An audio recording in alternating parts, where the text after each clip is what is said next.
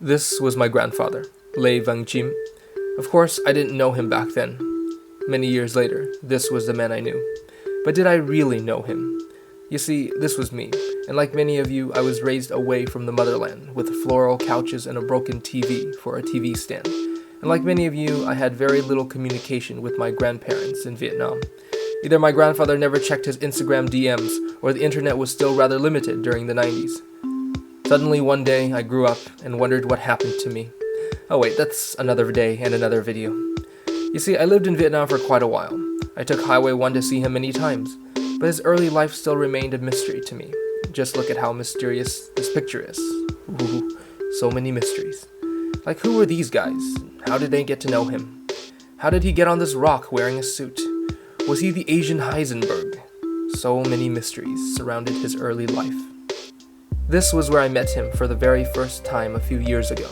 His house. The imagery as the car pulled up and seeing him for the first time is still vivid to me. And on this particular day, nearing the anniversary of his death, some relatives and I, perhaps for the last time, gathered together. Oh, and I was given this box too.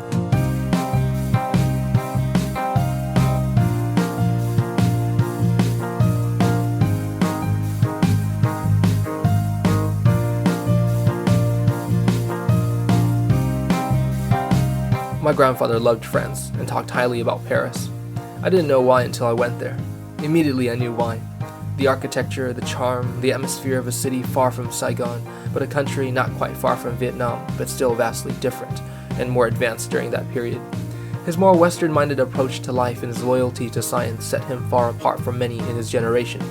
Perhaps it was the sentimental aspects, but being in France made me feel rather close to him than ever before. But I came to find answers, and what better way to start seeking the past than visiting a place with lots of old things, the Louvre. So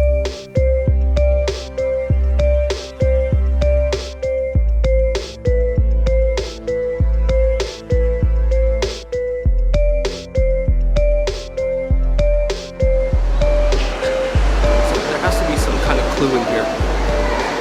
The artifacts in this museum, there has to be some kind of clue. Has to be some kind of clue. The box that I have is from the 1950s, and this stuff in this place is like 2,000 years old. So let's hit the streets. I think we'll find more answers in the streets. It's a cool piece of it's a cool shelf, like a wooden shelf. That's pretty cool.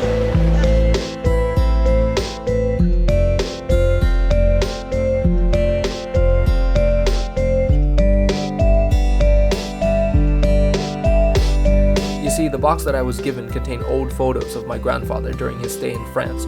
It also contained postcards sent by him and to him. One of them was sent to this place, Hotel Deux, which isn't even a hotel, it's a hospital called Hotel. Okay, so we know that he was here, but I'm a little disappointed because the records are not kept. In fact, after 20 years, they destroy the records. So all the records they just throw away? No, yeah. Okay, thank you.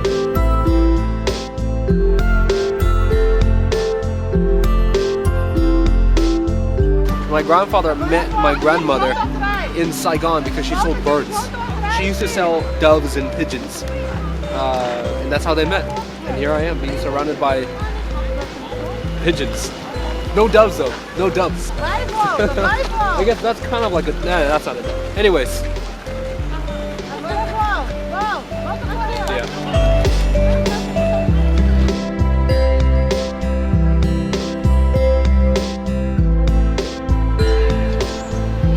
That's the Eiffel Tower behind me there. My grandfather went there. And so have you probably. The end. I wasn't having much luck. My spirits were down and I knew that uncovering answers from photos was nearly impossible. I fantasized about discovering secret lives and exciting adventures, but in reality, I didn't have much expectations. I just wanted to be where he was in hopes of understanding him a little bit better. Anything was better than nothing. No matter how hard I try to recreate the photo, I know that I can't. I know I don't have his swagger. It's the coat, man. But it's much more than the coat. I just don't have that. I don't have the it factor that he had.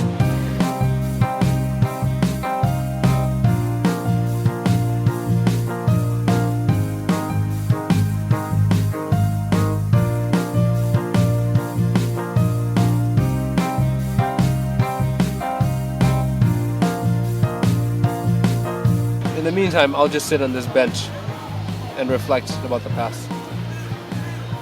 Maybe he sat on this bench. It's full of bird poop, by the way. I should really wash my backpack and my clothes after this is over.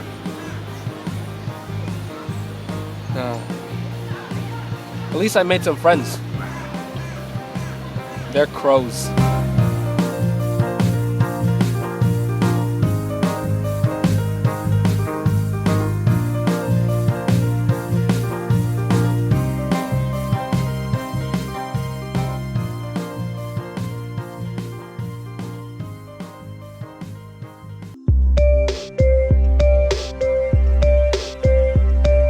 Okay, so I'm trying to recreate this photo, but there's a pile of trash where the original photographer stood. So this is probably the closest thing that we're able to get. Sorry guys, but this is it. My grandfather stood right here.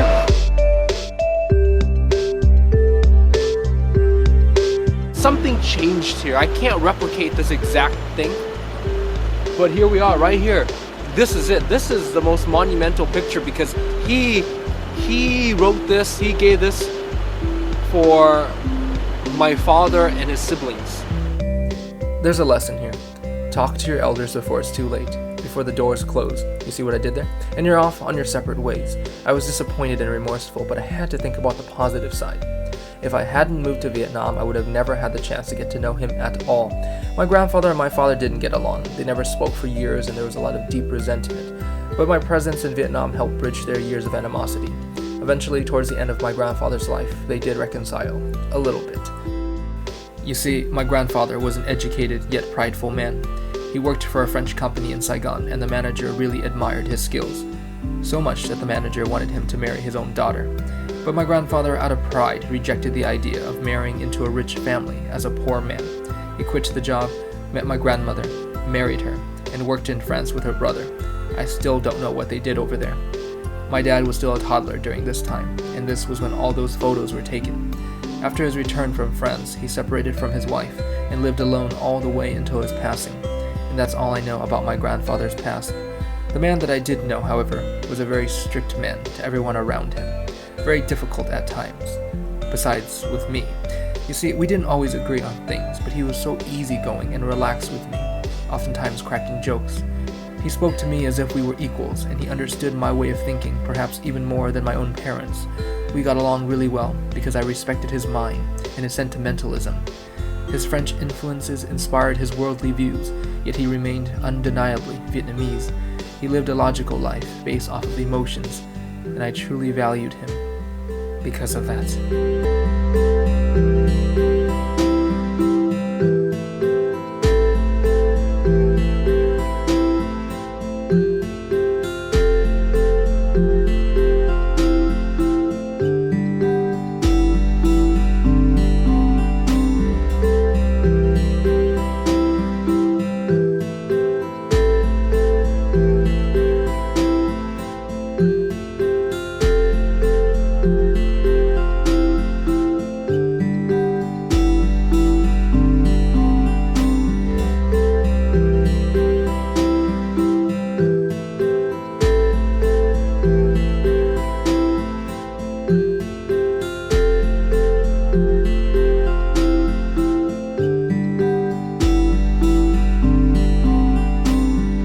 Standing before the very waters in Vietnam where his ashes were scattered, I regret deeply that I didn't spend more time and didn't ask my grandfather about his life even more.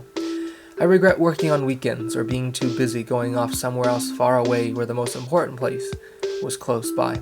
But learn from my mistakes. Talk to your elders, your grandparents, your parents. Spend more time with them. Even if you don't have anything in common, ask to hear their stories, and maybe then you'll have more in common. Generations and oceans apart, I found that I had a lot more in common with my grandfather than I thought. Paris was amazing. My grandfather's life, still a mystery. I'm sorry. I'm truly sorry about that. I've been Kyle, and that was my grandfather.